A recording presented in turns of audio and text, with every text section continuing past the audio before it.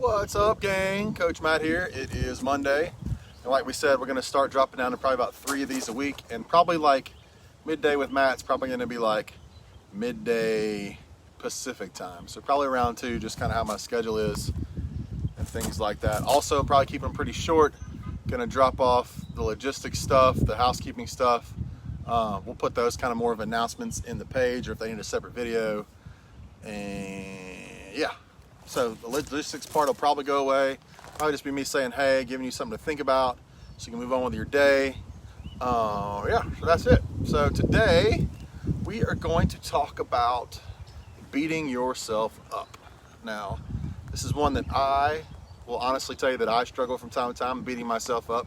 I know we've talked about positive self-talk before, and I told you that's something I kind of struggle with internally on a regular basis. It's one of those things that, you know, your life kind of crafts your environment your environment that you've been through growing up and different things throughout your life kind of crafts the way that you have a mindset. And there's 2 ways to view that. Number one, you can stay in that mindset forever and dwell on it and just be like, I'm here, this is where I'm going to stay, everything's always going to suck, blah, blah, blah, blah, blah.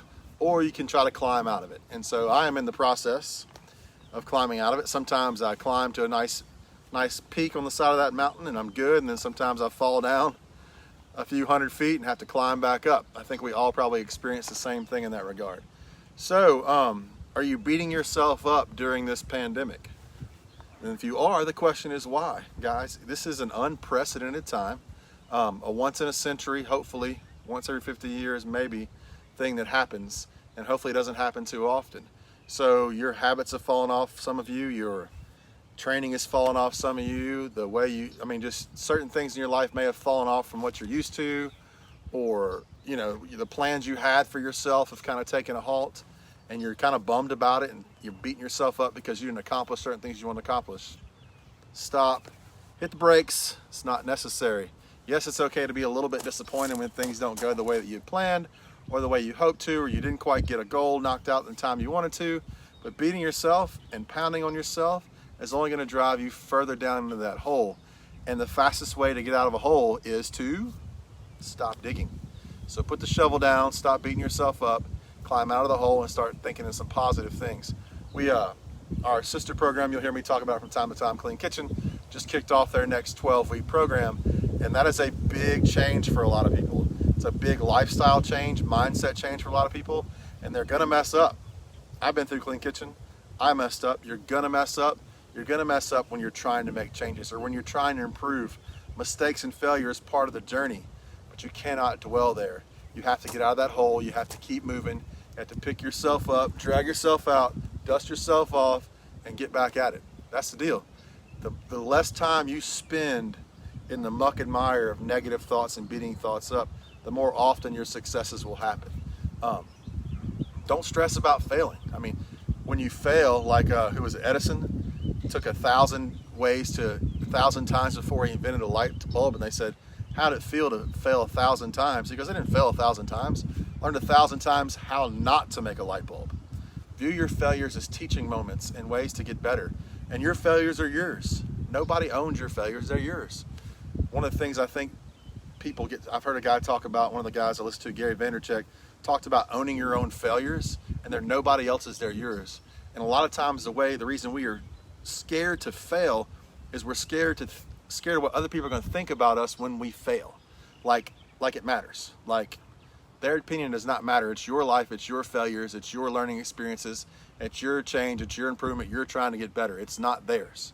So stop letting them have power over your failures or your missteps. They're yours, own them, move on, and get back to it.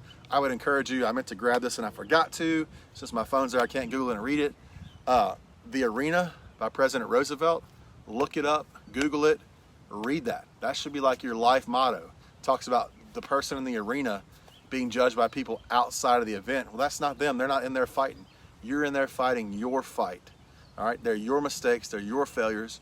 You own them, you learn from them, and you move on. Don't let how you think other people might perceive your failures hold you back from achieving. So stop beating you up. We're in unprecedented times. You guys are doing awesome, guys.